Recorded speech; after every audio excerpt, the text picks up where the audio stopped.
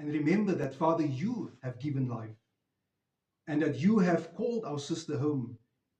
And tonight, Father, we can once again say thank you to you because you are almighty, all powerful, all knowing.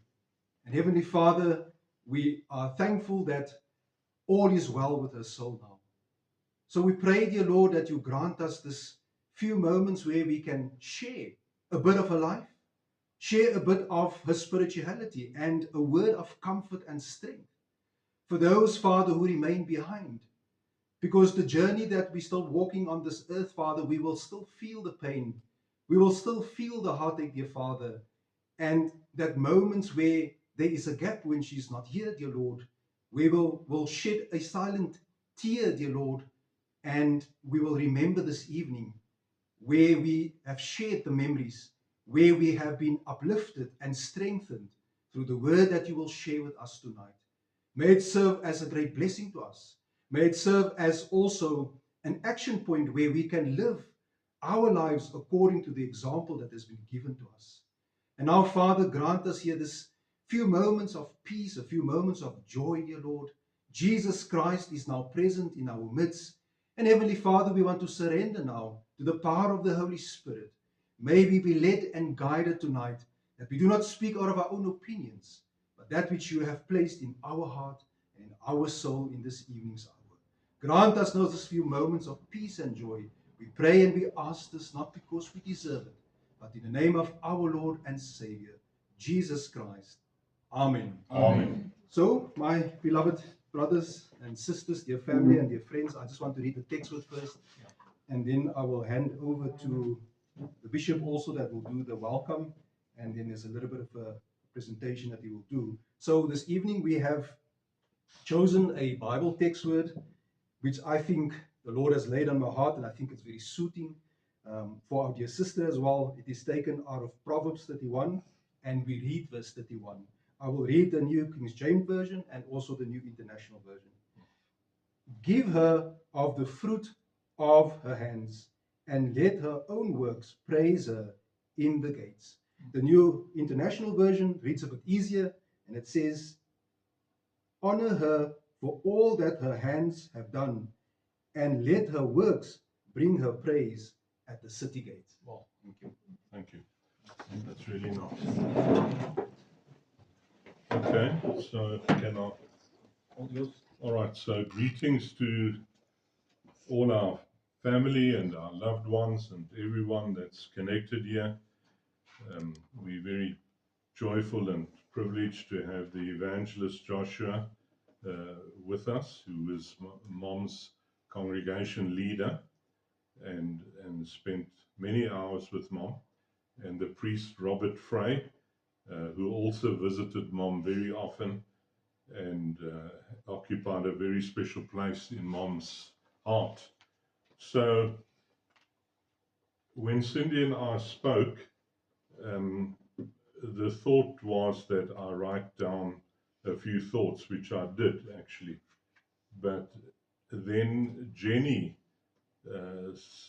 sent some words and a little eulogy or an obituary to Cindy, and we both felt that it was perfectly written. Daughter about her own mother, and it was not necessary for us to actually substitute it with my own words, and that's what I'm going to read. And I hope Jenny and enjoys it. It's beautifully written, Jenny, absolutely. And so let me go. Letitia Crater, born Midget, was born to George and Aletta in June 1942, Potgieter Street, Pretoria. It was near the main road of Pretoria, Pretoria Central.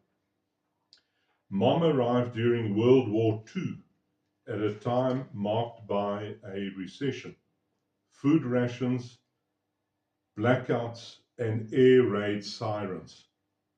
While young South African men had gone to fight, her dad formed part of the Home Guards who looked after the community. Hard times to raise a family of 5, 3 older children, Gladys, Walter, and George, and 2 little ones, quite a bit younger, known as the Clankies, Mom and Claude. Claude we still have with us. Greetings, Claude. And the 3 older ones are predeceased Mom. That's Gladys, Walter, and George. Sadly, Walter's dear wife also passed away on the weekend, on Saturday morning. So we also send our love out to them. Churches were the backbone of society then, offering both spiritual and natural support. Mom was part of that mold. Sharing what they had with others was second nature. The Medjed home was always full of visitors, just popping in for a cuppa and a chat. It was Mom's job to make the tea, hence the name Tish Teapot. That was the name given to Mom, and one can just visualize Mom just gently pouring the tea non-stop unto all the guests until they left the house after a Sunday morning. They were staunch Pretoria Central members and lived down the road, and that's where all this homely and warm activity was experienced.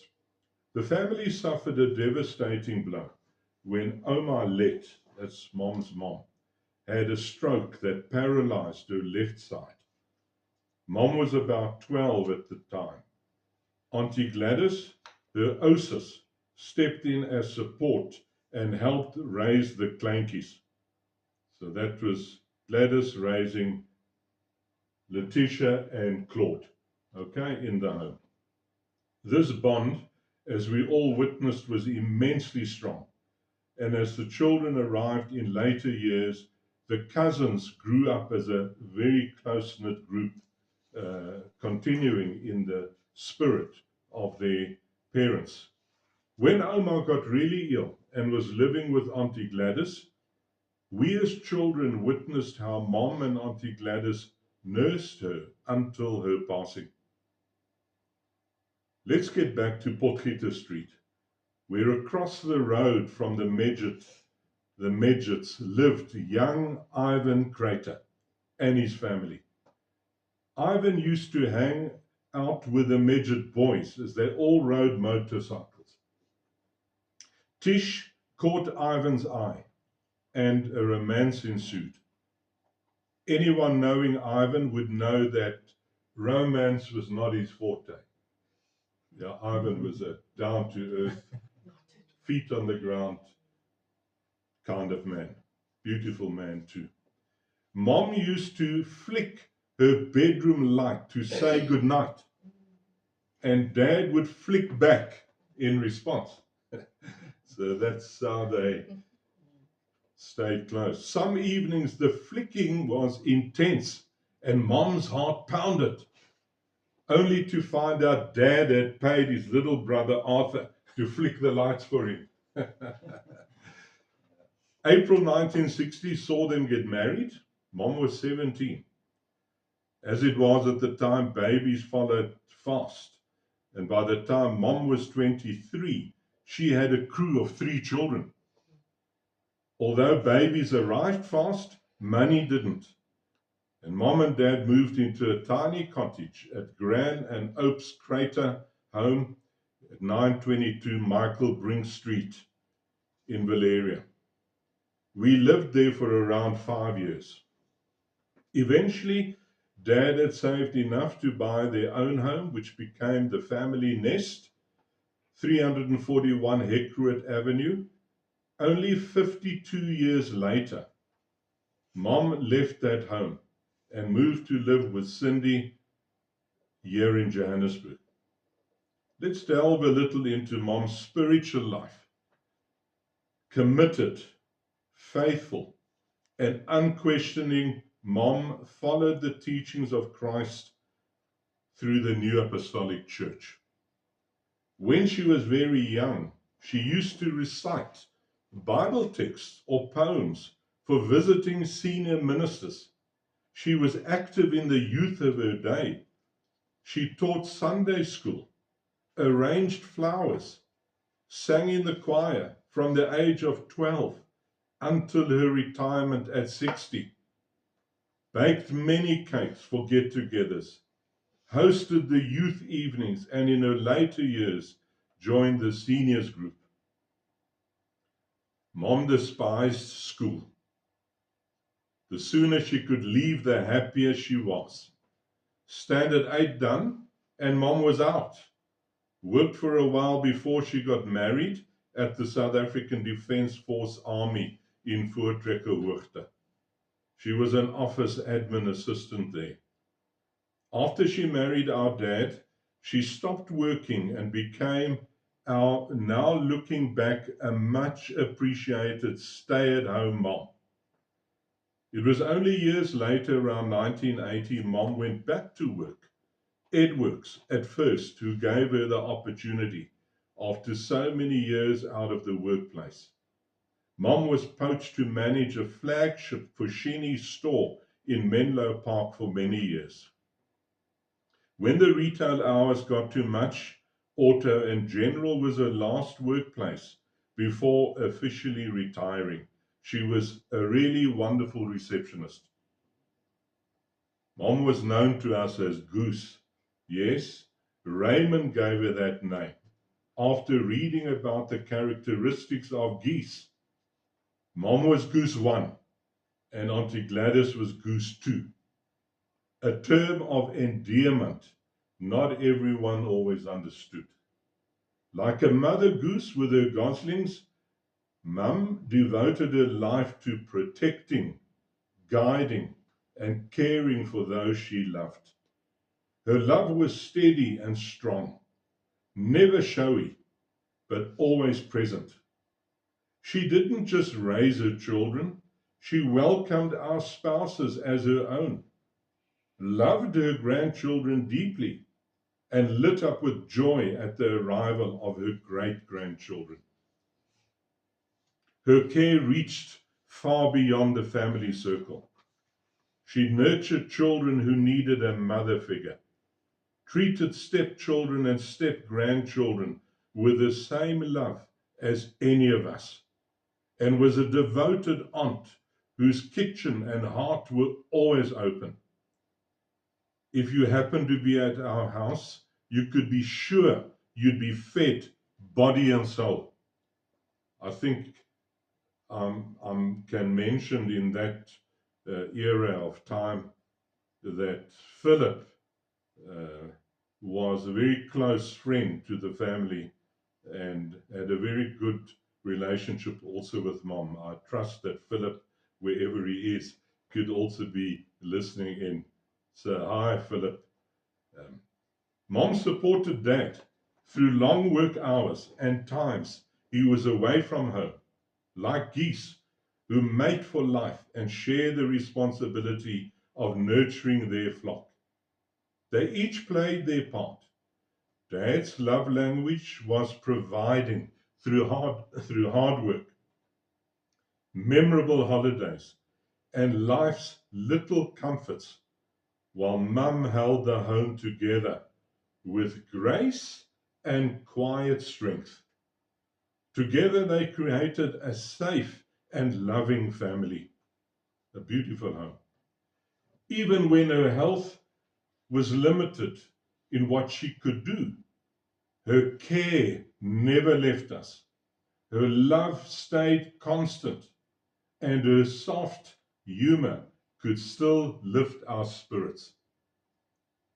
Geese fly in formation, taking turns leading and supporting one another along the journey.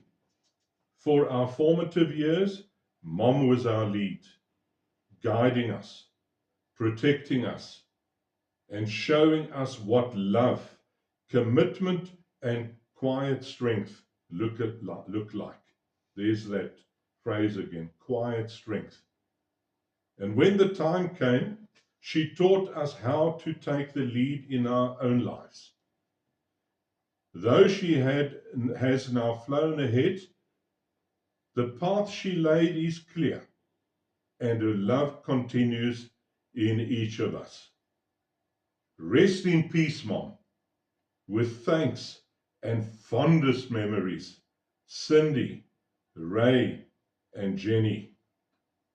Thank you. Great. Thank you, Bishop. Really appreciate that. Beautifully read and quite inspiring. So, my dear family and dear friends, when I was asked to, if I was going to be willing to officiate this memorial divine service, I immediately said yes, and with no hesitation. We planned this very quickly, and I thought to myself, tonight we gather, and in my prayer I said that we come together, we are sad and maybe broken-hearted. It is not easy when we lose somebody that has formed part of our life for 83 years, and somebody that we loved. And tonight I thought to myself, while I'm sitting here and while you're reading the obituary, the eulogy, Bishop, I don't get the sense of sadness. I get the sense of joy and celebration for a life that quietly brought strength in a very humble manner. But yet today we come, or this evening we come, and we have this deep sense of gratitude just to have the opportunity and the privilege to celebrate the life of Letitia Creighton. And I have, over the time period, in a very short time period, I've come to learn, as we heard this evening, that Mom had, a few nicknames, which was Goose and Tish Teapot, and I found that very interesting. For me personally, I refer to her as Mom, and whenever because of Mom's health, she could not come to divine services anymore. And I've been taking care of the family and taking care of Mom for a while, and so to the priest as well. And whenever I have planned to sort of come and serve Mom, I would first make contact with the Bishop or Tati Cynthia, and I would ask, and that's how I refer to her. Can I please come and serve Mom? And whenever I would pull up to the house and I would get out my car and I would enter the home, she would already sit here waiting for me, And the most beautiful thing for me is that the first order of business was a kiss and then a warm embrace, And then you would sort of get into how are you, and then a delve into some natural and spiritual conversation. But what I want to add to that is tonight, when I prepared and I reminisced and I reflected on all the times I came here, I actually came to the realization that I actually felt like Mom was treating me like her own child, And hence I've always referred to her as Mom when I asked if I could come and serve Mom, because that is how I felt. And I want to say to Raymond tonight that I can now have a deeper and a full understanding of the nickname Goose, because for me, it is that experience of caring for those outside of the circle, as it's mentioned there, outside of the circle of the family. I mean, that's unique. And that is something big to do, It's something wonderful. It's not something that was forced. It was pure nature. It was that loving and caring nature that she had to be able to do that, There was no limitations. There was no restrictions to care and love for someone. And that's how I felt when I came to serve Mom, And she loved others, and that's how I felt. She loved others the same, with the same love as she loved her own. And that's how I experienced Mom when I came to serve her, And I want to say tonight that, and I think the priest will sentiment what I will say tonight, is that we are living testimony to the loving care and that humbleness and that sweet nature of Mom, because we experienced it. And I'm sure many that maybe the family and the friends and those who know Mom, I believe in my heart that they too tonight can testify to this wonderful, sweet nature of mom and that caring and loving nature. And that's what I truly believe tonight, you know.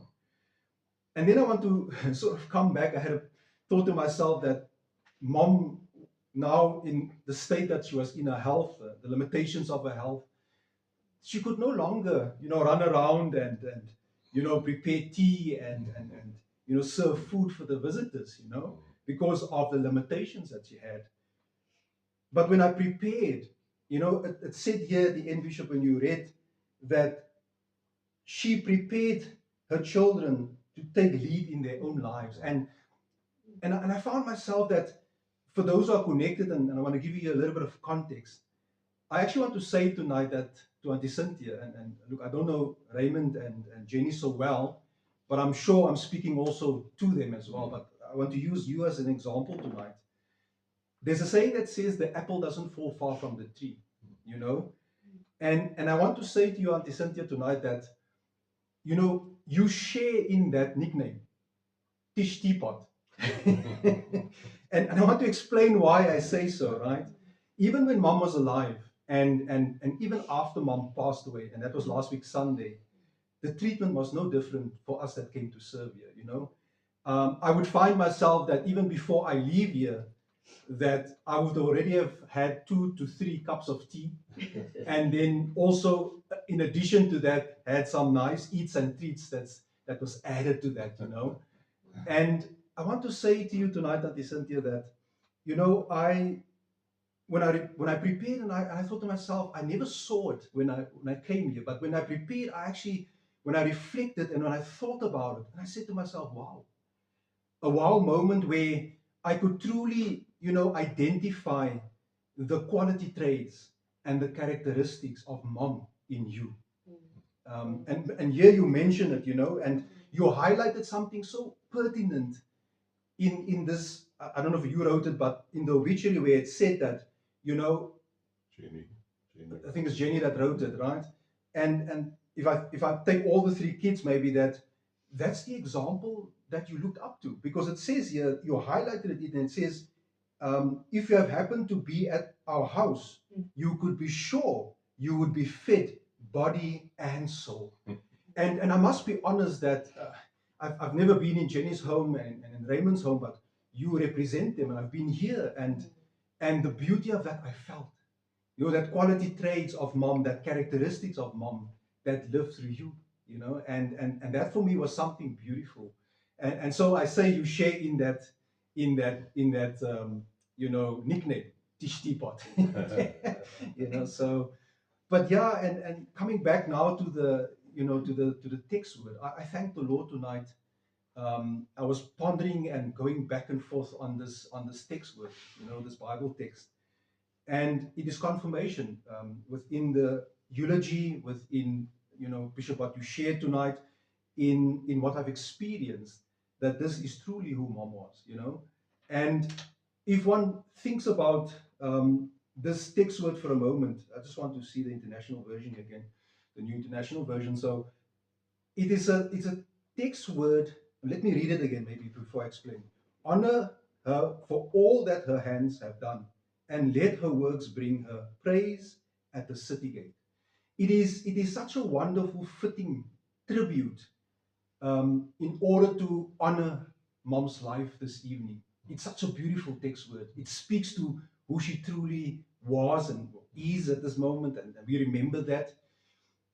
And here, this text word is not about fame and fortune. Mom was not about, you know, loud and out there person. We heard she was that quiet soul, you know. And it was not about that. It was all about faithfulness. It was all about service. It was all about love. It was all about her character. You know, and when I read this chapter, it spoke about this woman that was celebrated beyond the way, you know, the world would celebrate the success of someone that has done something great, you know. And it says that it sort of, what's the right word I can use now, sort of bolded out the fact that this woman was trustworthy, this woman was wise, this woman was kind, diligent, you know. And when I thought about these moments, is that mom lived all of these characters out quietly and so faithfully, you know. And I thought to myself that, you know, her character was actually her witness. Her nature, her character, that was her witness. She didn't boldly, you know, show this to everyone and was proud out there, but that quiet nature, that was a perfect legible letter and truly lived through her character and her nature, and that was her witness, you know, of who she was and what her faith was all about, you know. And if we read, you know, the first portion again of this text would honor her for all the her hands have done, you know. And I don't even think I have to reiterate it tonight, but you know, everything that she touched was done tirelessly with great love, with great dedication, great appreciation, you know, out of love and out of pure nature of who she truly was for her family. She was a mom, she was a aunt, you know, she was a sister, she was a grandmother, a great grandmother, a friend, you know, and a family member to everyone, you know. And I thought to myself, how do I explain this? You know, when we say her hands has done great works, you know. And if you take the body, the hands is not separated from the body. The hands is part of the body. The right hand knows exactly what the left hand must do, and the left hand knows exactly what the right hand must do, right? And the brain sends the signal for the body to move and to do things. And the hands, I want to say, is the entire body, the entire being, you know. And I wanted to start off to say that, you know, when we think of the work that she has done tirelessly, I mean, already at a young age, her job was to make tea for those who wanted to come and have a cuppa and a chat, you know. I mean, she embraced that. That is what I want to do. And maybe that's also how she grew up, as an example from her parents as well, you know. But she took that job and she made the most of it. And yeah, I can just imagine there was no boldness and it was quietly done, you know, with humbleness. And she served others, you know. And yeah, I thought about Jesus when he said, I came to serve and not to be served. And she had that nature and that character, you know. And then another point that I made here also, I can just imagine, you know, at a young age when her mom became paralyzed, you know, I could imagine, you know, the children, things had to change, you know. Drastically, you had to make certain life changes, and drastically, you were taking on more responsibility. And I think that's where that caring nature also started, you know. That now I have to take on some responsibility. I have to change my ways and things that I have to do. I've got some things now I cannot maybe nature or navigate into because I have now different responsibilities. And that's where that caring nature maybe comes from. I'm not sure. I'm just speculating a little bit, but that's what I read into it, right? And then it says here also, when Oma got really ill and was living with Auntie Gladys, we as children witnessed Mom and Auntie Gladys nursed her until her passing. And that's where that caring and nurturing comes from, you know. And that's the nature that we saw in Mom always, you know. I said on Sunday to you, Bishop, and Auntie Cynthia, that that's what I picked up, that humility, that nurturing, that caring, you know. When I came here, Mom was interested in us, you know. Sometimes asking, "Are you okay?" You know, you know, or when we ate or when we drank some tea, did you have enough? You know, do you want more? You know. And before I get into the spiritual part, I love this part as well. You know, where it speaks of Mom devoted her life to protect, guide, and care for those who whom she loved. You know, it speaks about that again, Raymond. You know, that nickname Goose, you know. She cared for her gooselings, right? She cared for those who were in her circle, for those whom she came into contact with, you know, for those whom, you know, she did not maybe even know, but she cared for them. Because what I loved is that she nurtured children who needed a mother figure, treated stepchildren and step grandchildren with the same love as any of us, and was devoted, a devoted aunt whose kitchen and heart were always open, you know, and there was no partiality, you know. And when we think about love, love doesn't have any restrictions, you know. Love is huge, and it embraces everyone and everything, and that's what love is, you know. And mom was filled with that love, you know, and it's a love that is not, as the Bible says, not jealous. It did not envy, you know. It did not get angry, you know. And mom was that. I've never actually seen mom angry, to be honest. Since I've been serving her, I've never, really, I've always seen this beautiful, calm natured person, you know. And then we come to these to the spiritual part, which I really love, because it speaks to the first portion of that text word, you know, the hands of her work. And I know, you know, the church and the community of the church and her faith was quite the center point of her life, you know. It was her everything, and that's how she grew up as well.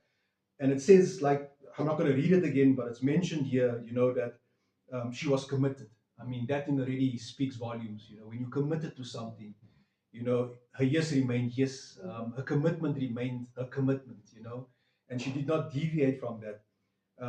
Yeah, and it says that she followed the teachings of the New Apostolic, you know, church and faith, you know.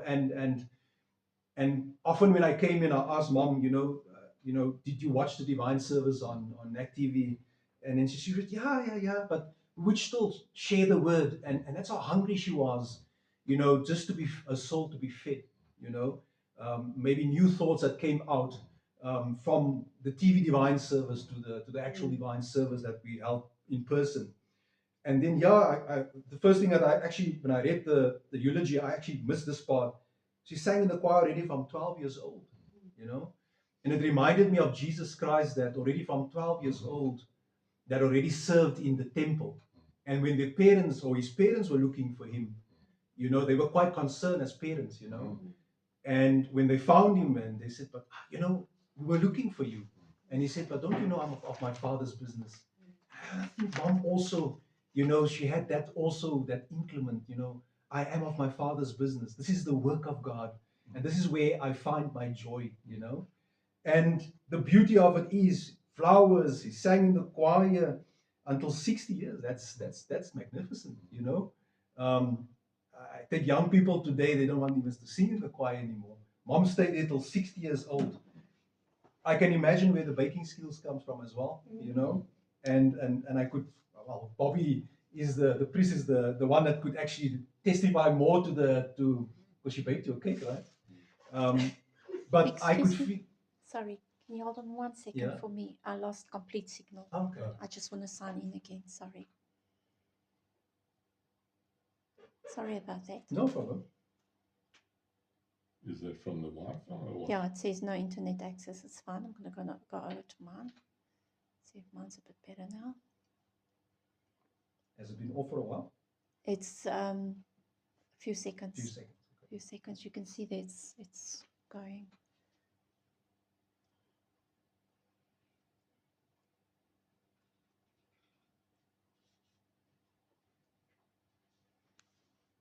I'm nearly in. Okay.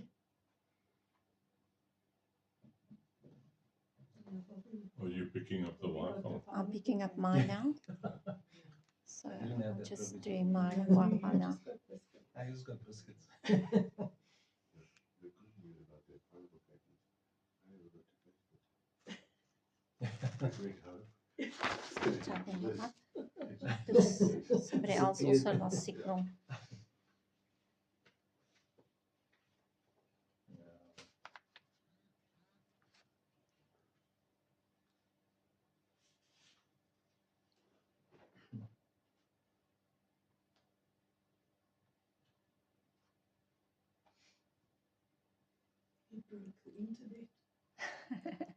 You Okay. can, you back.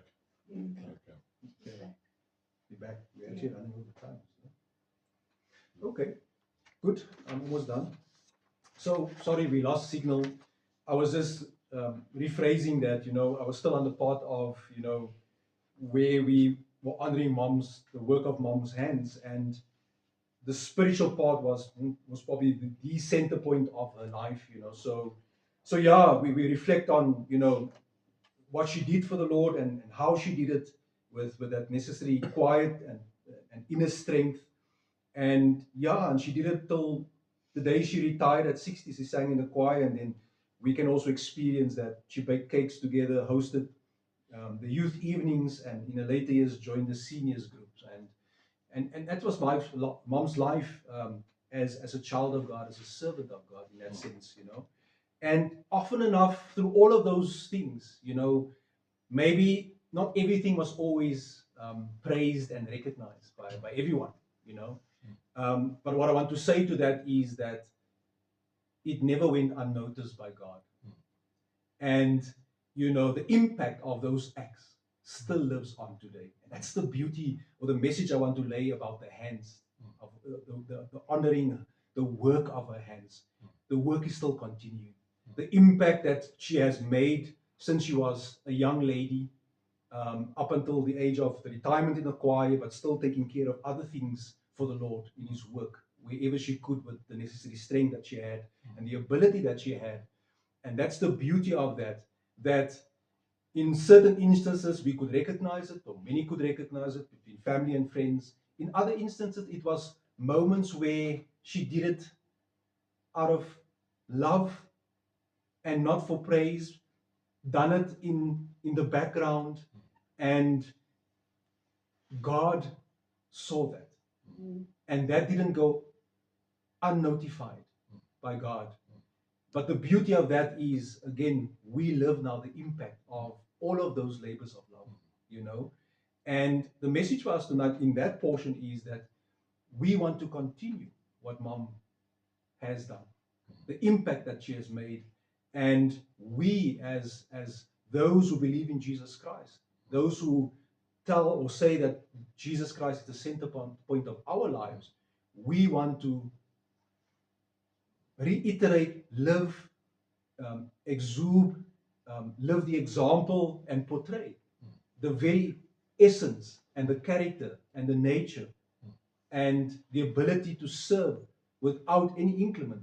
That is what we want to also live, as Mom's life, as the hands of her works. We want to continue to labor with our hands as well. And then the second portion of that says, and let her works bring her praise at the city gates. Now, if one reads this chapter of Proverbs 31, it says that the community gathered at the city gates. They made decisions at the city gates. The community was shaped and formed at the city gates. And I thought to myself when I prepared, I thought, tonight we are here sitting at Mom's city gate. And her work speaks for herself. Her works speaks on behalf of her and for her, And that's the beauty of, the life that she led, and the beauty of surrendering her life to a life in Jesus Christ, And if one thinks about that for a moment, is that through everything, she raised a family. She loved unconditionally. She served the community in as we heard in what she has done, and silently and quietly and diligently she practiced her faith, and she did all of those things with everything that she had on her plate, and never murmured and never complained about it, and that's why I say, and let her works bring her praises at the city gates. And tonight we sit at the city gate of her works, of what she has done, of the beauty of the impact of what she has made into our lives, and for that we can only honor Mom tonight for, she knew what it was to walk with God. She, through her joy and through her trials, she remained rooted in her faith, Her faith was not a loud faith, it was a quiet, devoted faith, serving God. As she did also here, like mom's husband, his task was to serve and to work, and that was his contribution and make sure they have a good life. Mom, on the other hand, made sure that she takes care of the home, takes care of the family, raise the kids, make sure that she takes care of everyone. That was her job, And in that, still had time for the Lord to do the Lord's work. And that's the beauty of what stands out for me tonight. With everything that she had on her plate, she still labored with her hands to work for God. Never put God second and everything else first. She put God first and everything else surrounding that with family and friends and everything that she needed to do was added onto that, And then the last portion of that, I thought to myself, is that, tonight, when we think of Mom, she lived the promise of eternal life through Jesus Christ. She believed in the resurrection of Jesus Christ. She believed that there's eternal life and there's life after death, And the beauty of that is that when we think about the resurrection of Jesus, it speaks to new life. It speaks to Christ lives. And when Christ lives, we want to praise God every day of our lives. And when I think of Mom, and it says that we want to praise her for the works that she has done, for the works, and at the gates of the city, it was visible, that community that she shaped, the love that she had, every element and every quality shaped each and every person that came into contact with her. And tonight we praise her for what she has done. And we want to thank the Lord, more so, praise the God for the quality and the life that He has given us. For the time period that He allowed us to share with her. That she was here on earth, that she shared everything that she had in her entire being with everyone. And now she rests in the very person that she trusts, Jesus Christ. She now rests in His hands, and He now takes care of her. And we praise God for that, and we thank God for that. And we want to continue with these memories that she has left behind. So the legacy that she leaves behind tonight, we can say so many things out of the eulogy, but the legacy that she leaves behind is a legacy of, touching the lives of many, loving unconditionally those whom she came into contact with, her family, her friends, people unknown to her. The legacy that she leaves behind is that quiet, silent, diligent faith that she lived, and, placing Christ as the center point of her life. Her church, her community was everything to her, and that's the legacy and the memories we want to foster, with everything else that we've learned from her life, And in closing, I want to say tonight is that what is our task in all of this? We've remembered Mom, we reflected tonight, and we've heard so much, Our portion is also that we continue to labor, we continue to love, we continue to use our ability to serve others through the love of Jesus Christ, And when we think of Jesus, when He walked the face of this earth, He cared for each and every person, the sick, the blind, He healed, He loved, He ate with the sinners, and He embraced everyone. And that's the nature and the character of Mom, We too want to do the same. We want to embrace each and every one. There's no partiality. My love is for you and not for you. That's not what we want to do. But the legacy we want to live is what Mom lived, what she has done, the example she has set for us. And that's the legacy that she leaves behind, and that is what we want to take into the future as well. So just a few thoughts on this word, and I hope it also brings comfort and strength that Mom's life was not just a life that I'm here, I'm a mother, I'm a grandmother, I'm here to live, but her life and a purpose was far greater than just being the teacher, than just being, the person that was married, and had children, you know. It is, it is for me, the way I see it, far greater, because her life and her faith was hand in hand, and that spoke volumes, and that is what I remember, that I will always remember in my heart and my soul. So yeah, that is what I wanted to share with us tonight from a spiritual and a more natural perspective, and maybe find comfort in that mom is now in a greater place. She can continue the works of her hands in the realms of the beyond, and there she can praise and glorify God at the city gates, and bring others to the city gates, and because her work is showing now also to those in the realms of the beyond that still don't know Jesus Christ, that still don't know, have come to the knowledge and the understanding of their faith and their belief as well. So I lay that into your hearts, and may we continue um, on this journey to the goal of our faith, in mind the example that has been laid and set out for us. Thank you. Amen. Thank you. Amen. I don't know if the Thank priest, you. I know we're running a little bit over time. No. I don't know if the priest has something that he wants to share based on his heart. The first time I met your mom was in her house in Pretoria. And at the time, she had reason to be upset. She was. Many, many years ago, you presented a course on different generations. I was there. And your mom would have formed part of the silent generation. And when the Shepperton and I left your mom's house that evening, we tried to find a word that summed your mom up. She had a big impact because the first time I met her, and the word noble came to mind. And your mom's nobility, she made it within grasp. She made you feel that you can also achieve this nobility. You can also be like this. You can also be this quiet, strong, silent person that just gets it done. They say when you, with a mother especially, when you give a mother something, she'll always give you more back.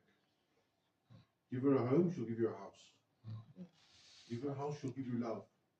You always left your mother's presence with more. You grew. As quiet as she may have been, though, the questions she asked, they made you think. Not just, oh, she wants a question answered. It made you think about something. It made you think about yourself. That she wasn't just asking a question to learn something, she was asking a question to get to know who you were. That when she spoke to you the next time, she got to know you better, because that was what was important for her. Not what you came to do here in the weather. She wanted to know about you and what you needed and what you cared about. The nobility also meant that there were certain things in her life that she did not negotiate around. And she never had to tell you. There are certain things you didn't discuss with her. Because it would be rude. Don't go there. But this lady gave so much. Now why would you want to be rude and ask questions that you know are to me? Because you're trying to reach that nobility where we don't speak about certain things. Now, a memorial service is not for the one who's passed away. It's for those that are behind in comfort. And perhaps we take out of our life and say, what can we learn from the few interactions we had with her? Be noble in who we are as children of God. And there are certain things we just do not do. When they wanted to tempt Jesus or do anything, he just didn't do it. He didn't negotiate. He didn't bring it up as a subject. When you were in your mother's presence, there are certain things you just didn't do because sis, sorry, it would have been rude on you. Now the task is to go into it. We've had the Lord allowed her into our lives by faith. We've been allowed this example of nobility. Now go and do it like she did. started singing the choir at 12 when her mother died. What was more important? I have to do this. Yes, my mother's passed away. It's horrible, but I have to do this. And therein lies the regal nobility of a child of God. Thank you. Thank you. So we're gonna rise and then we're gonna do the surrendering of the body and then the blessing as well. Thank you. Thank you.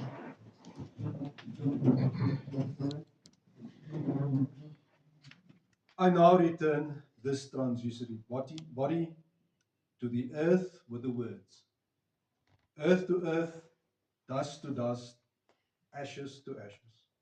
Soul and spirit, however, I commend to the love of Jesus Christ, who shall guard over it until the resurrection to eternal life. The Lord now shall preserve your going out and your coming in, from this time forth and forevermore. Amen. Amen. Let's close. Great, good, and faithful Heavenly Father, we come before you and we say thank you. Thank you for this few moments that we could reminisce and reflect on the life, a life that you have given for 83 years, dear Father. For that we are truly thankful and truly grateful, dear Lord, that we have learned so much out of this life, one life, dear Father, that have done so much, that have experienced, Father, that trusting you even through joy and through sorrow, through laughter and through pain, that trust was always there in that nobility and humbleness, as the priest mentioned tonight, still continuing to serve no matter the circumstances. And if there's one thing we learn tonight, we learn about this wonderful nature of Mom. And now we want to go and we want to do the same. That's your desire for us, and that's our desire for ourselves. And that's our desire for many others, dear Father, whom we touch and whom we come into contact with. That we continue to embrace and care for them like Mom did. That we continue to love for them like Mom did. And even if we don't know and we come into contact with a stranger that needs our help, that we do the same like Mom did.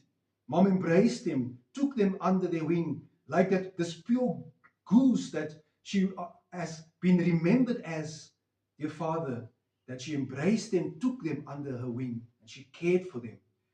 And that's what we learned tonight, dear Father, that we want to love and care unconditionally, no matter who comes across our pathway, because Jesus loved and cared for each and every one. And his desire is that all of mankind should be saved and reconciled back to God. Heavenly Father, our life here on earth is but temporary. Our desire is homeward and heavenward. Our desire is to be with God and Jesus Christ in all eternity. Mom has already gone ahead of us, and she's now got a different purpose, and that is to serve in the realms of the beyond. And together with the dead in Christ and the living when Jesus Christ comes, we'll all be taken up in the cloud, and we will be transformed and be able to experience this godly spiritual body where we will no longer be here in the flesh, but then be with our Heavenly Father. Heavenly Father, we say thank you for everything that you do for us. What you have done, what you do now, and what you will still do for us into the future. For us that remain behind here as the family, be with them and bless them. Let them continue to seek the kingdom of God first and his righteousness, and all else shall be added unto them. And Father, lastly, we want to continue to live the legacy and the memories that has been shared through a life well lived. Let that always be fostered in our hearts and in our souls. May those who have been connected tonight continue on their side, wherever they find themselves, to live the example of Mom, to praise God continuously, and to live like Christ did, a perfect and wonderful example.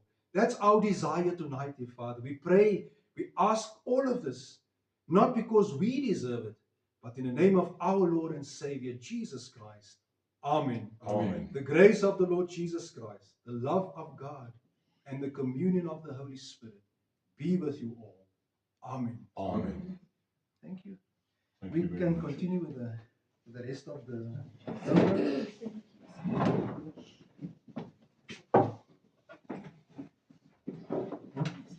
Yeah.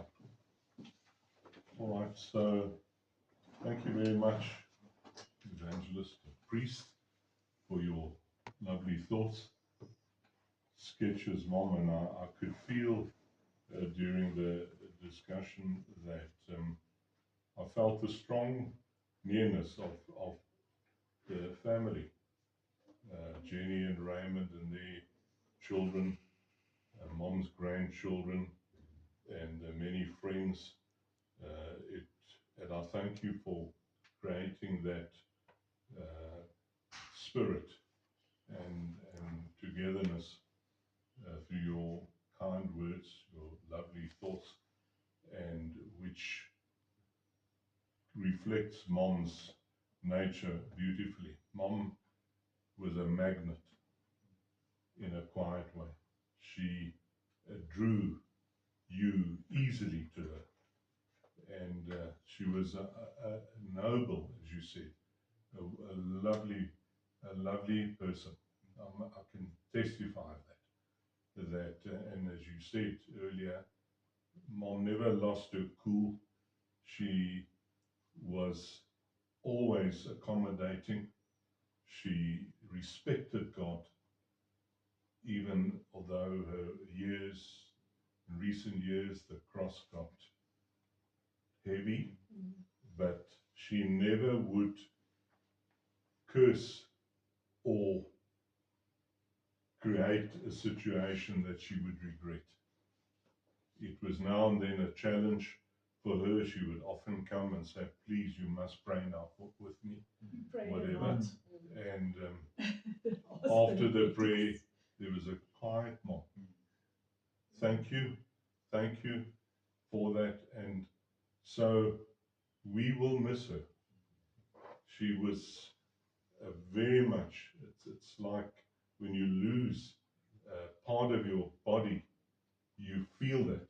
You've lost a limb or you've lost something. And Mom was a quiet, influential comrade in our lives. And we will miss her. And her love was, as you described, was outstanding. And it reminds, and you touched in that reference, you can have everything, eh? But if you don't have the love, you make just a noise. Eh? Yeah. But the love that she had in her heart was exemplary, and it was genuine. That's how we knew her. So we put together some thank yous, which I would like to share. To all who shared this tribute today, your support and kindness has carried us through some tough times. Oh yes. So we are very thankful for everyone who is linked, and everyone who is linked here to Mom.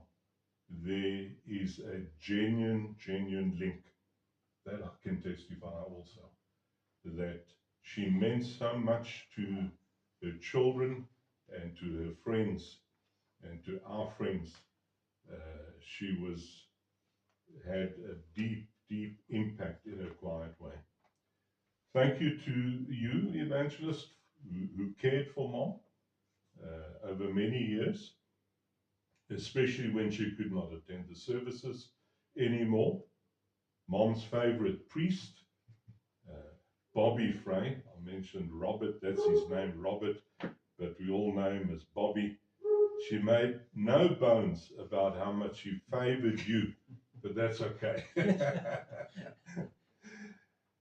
For all the messages and flowers that we've received from all over the world, very big thank you from the bottom of our hearts for that.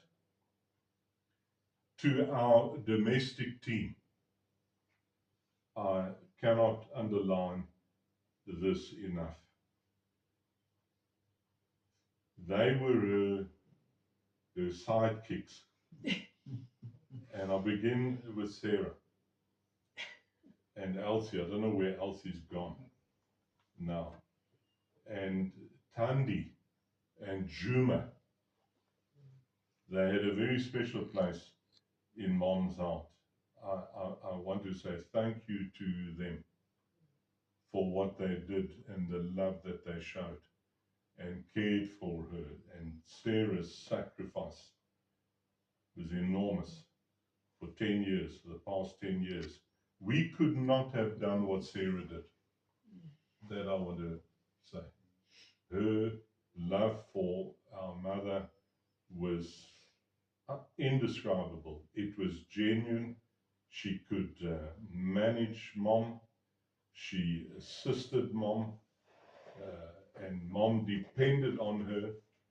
And if it was for tea or it was for something, secret cakes, piece of cake or whatever, Sarah managed so well.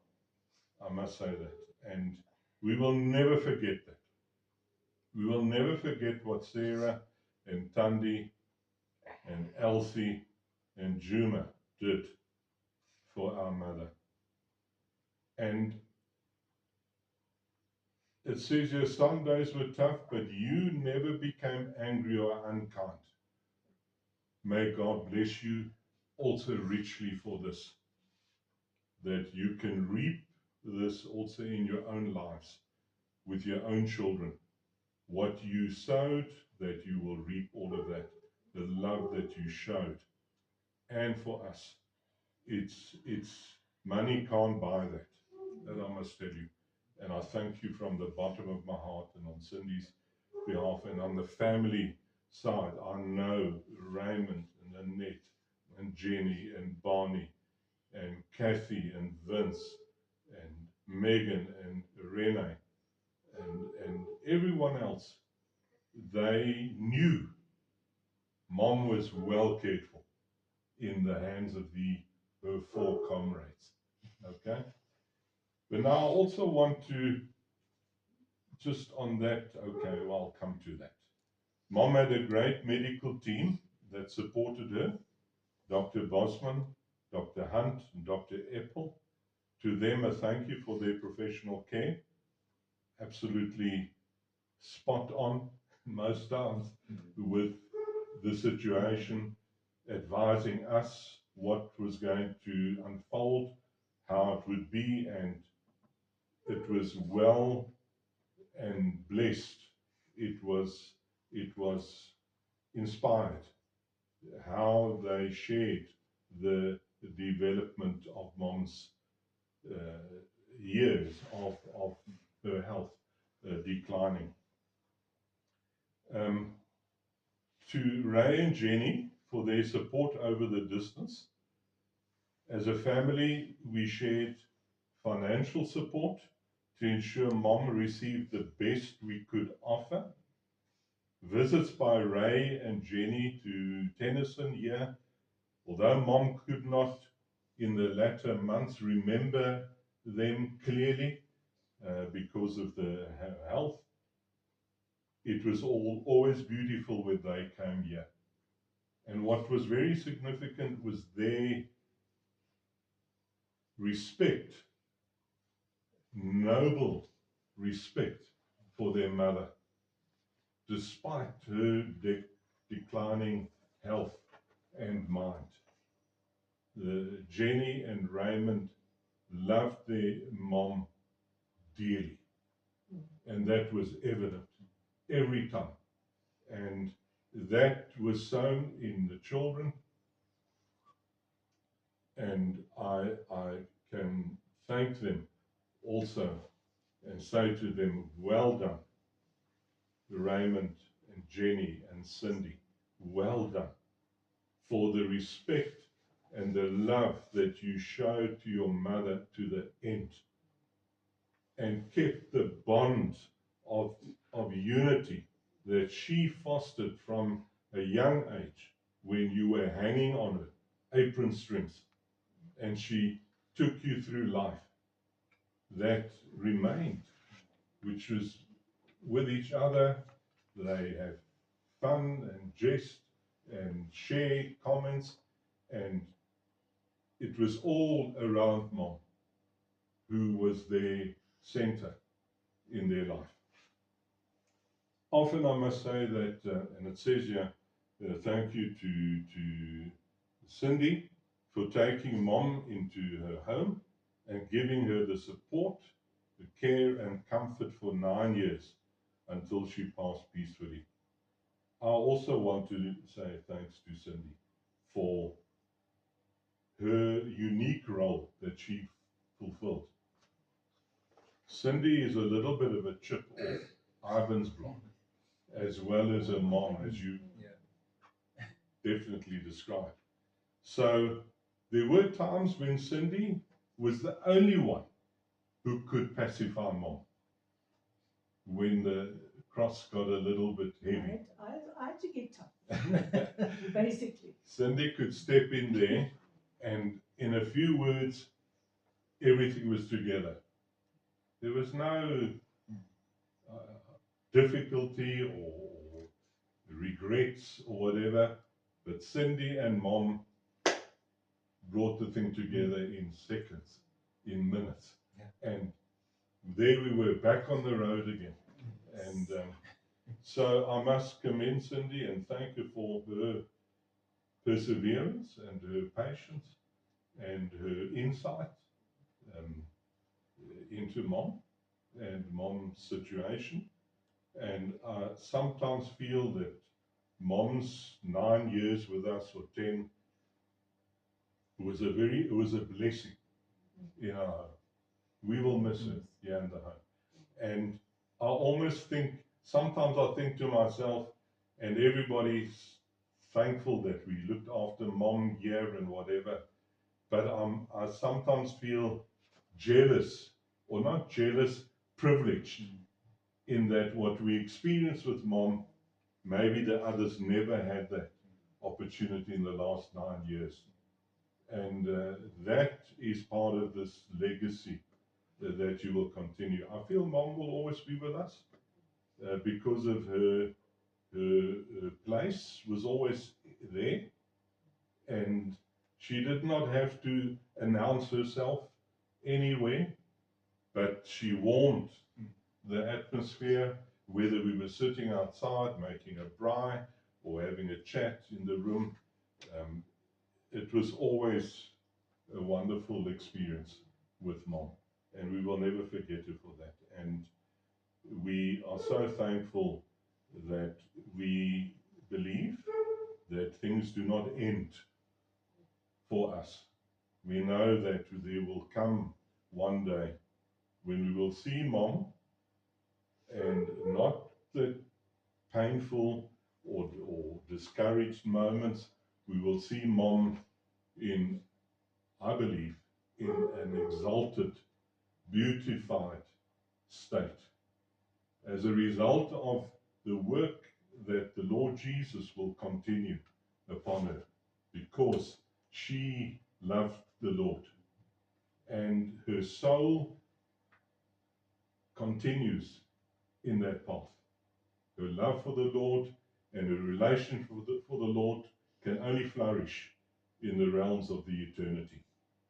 We don't know exactly what it appears like, but we can only believe and thank the Lord, as you say. It must be absolutely beneficial for her soul and the joy in her soul and the many others that she can now meet and greet and see again. So I also want to share a message. Claude is a younger brother. Claude and Letitia had a close relationship as the young ones, the what did you call them? The Clankies. Okay. So I think we've got something from Claude to play that we will see. Krista, have we got that lined up? And but I know if all the others were here that are connected here, Josh and Bobby, we would have no time enough tonight, because everybody had a very special bond with her and experience. And I know if I had to ask Sarah to talk now, we will sit another hour. So we're not going to ask Sarah to talk. Or Dundee or Juma, but I know Sarah. Maybe I can ask Sarah to say one thing. If you want to just say a few words, Sarah. For Granny, yeah. Speak loud, Sarah, that they can. Sorry. I have a good time with Granny. So the good memories, I remember when we went to Amalas. It was my first flight. And then Granny was married. She said, Sarah, please you must sit straight on the chair.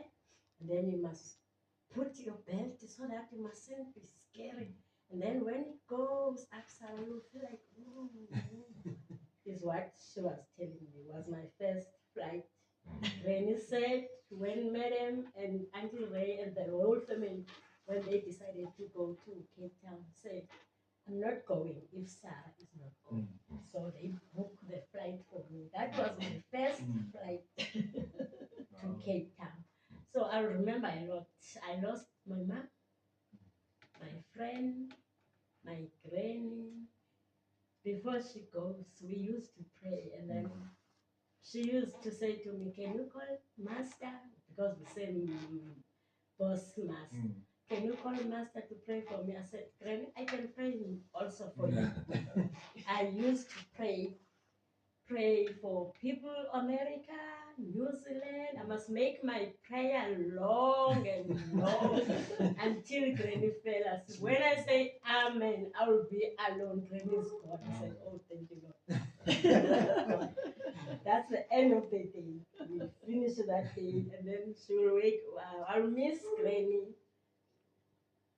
All you say here is what Granny says. If I'm busy, I'm going out, in. Where you calling my girl? She used to call me my girl. I'm making food. Is it enough for everybody? I say, yes. And then sometimes when the problem started, Sarah, is the kids have food? And then unfortunately we didn't have kids here at home. It's always about the children. Then the kids have enough food, Sarah, I'm worried. You must look for my purse so that I must give you money or my card to go with. I know Granny's pin because she wanted me to send to the mall to buy. That card was not working. I didn't tell her that that one is not working anymore. Okay, I take the purse and take the pin and write it down. And I write it down. When I have time, I'll quickly go and buy some. I'll miss those. Yeah, that house is empty now without Granny. All I can say, Granny, I know one day we will meet. I don't have enough words to express how Granny was. She was a good person.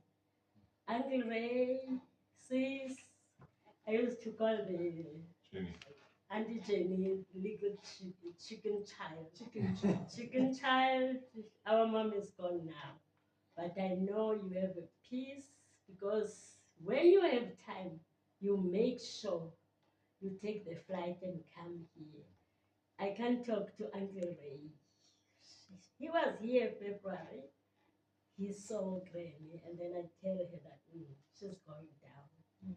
I know Uncle Ray. We know that Granny will go, but we didn't think it will be so faster. All I can say, you must release Granny. Granny is at peace. I saw her at the mortuary. She was at peace, as if she's gonna say, Sarah, bring me a cup of tea and a cake. Thank you so much. Granny, rest in peace till we meet again. Thank you. I lost a big friend. Thank you. Thank you, Sarah. All right, so we want to run with Say goodbye. Claude. When will We say Josh goodbye say? now. Yeah. Okay, maybe Josh can just say goodbye to everybody, Okay. and we play out with a few the With clip Claude. of Claude. Yeah, so thank you for the family, those who are connected as well.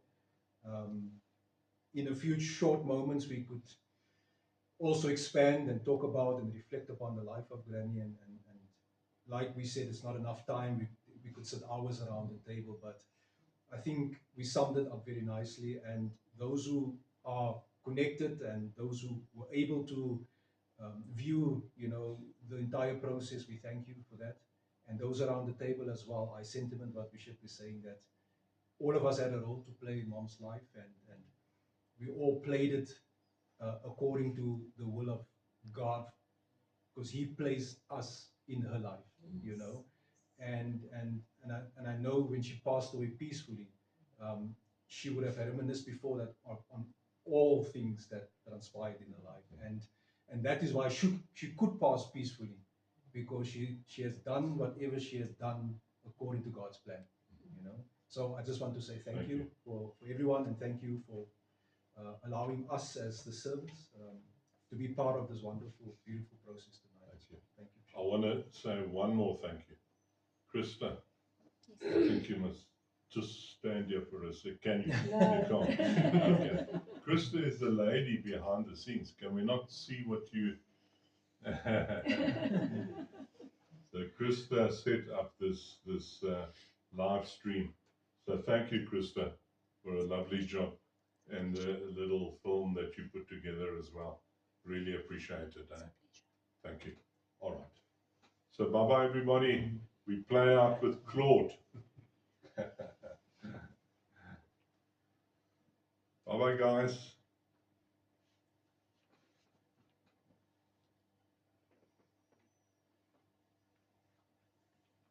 You can talk now. Eh? Can we You can now? talk Oh, now. Oh, okay. Oh, we Yeah. can talk, yeah. Okay, it's a bit It will delayed. come up there. Oh, there's Claude. Thank you. Thank you very much. Thank you very much. Now we can have a cup of tea or something, eh? You're making. So when the slide is done, then we can stop. Yes. Okay, there was Yeah. 33 people that watched. Wow. Oh, okay. Sorry? 33 people watched. 33. It's probably like family units. And there's most probably people that will still come Is it after. 33 links? No, 33 people. Packs. Well, links. People Links. that, I don't know how many people Probably at the a back little said. bit more, yeah. Yeah, It's say quite it's a- a family of 4, then it's, Yeah. yeah, so. But again, it was more, I mean, Thank you mom's very much. friends had all passed. Mm, you all know. family. Yeah. I'm also thankful that the apostle has approved. Yes, I spoke What to you've him. Well, I spoke Bobby, to you know, him. we share a joke about you. I don't want to make this public, but you are known as the pineapple priest because in the beginning, when you used to come and visit,